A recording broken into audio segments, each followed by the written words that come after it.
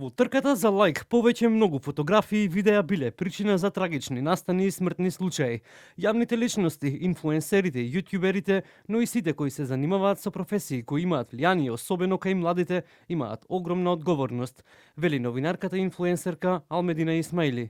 Според Исмаили, често инфлуенсерите во своите постапки немањето одговорност се лош пример за своите следачи. Вели дека во обидот за бесконечна перфекција јавните личности често знаат да бидат лош пример, што се одразува кај младите кои сакајќи да ги ископираат своите омилени инфлуенсери, се доведуваат во опасни ситуации кои можат да бидат смртоносни.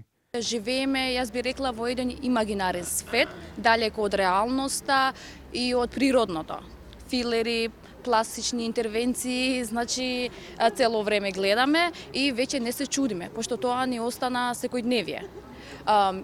Јавните личности, инфлуенсерите сега ги нарекуваме, лицата што имаат повеќе следбеници на Инстаграм, јавните личности, би рекла, имаат голема одговорност со тоа што тие пренесуваат порака, а не се свесни.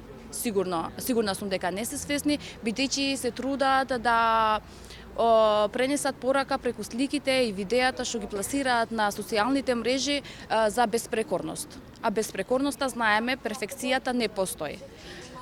Жално е што младите, особено децата, малолетните девојки, почна од 10 години, да кажам вака, да се шминкаат, да се облекуваат поинаку, не соодветно на нивната возраст, да изгледат поин, а другите што не го прават ова се маргинализирани некако и булд, не знам како е на македонски, значи не се прифатени од друштвото. А се ова како резултат од тоа што го гледаме секојдневно на социјалните мрежи.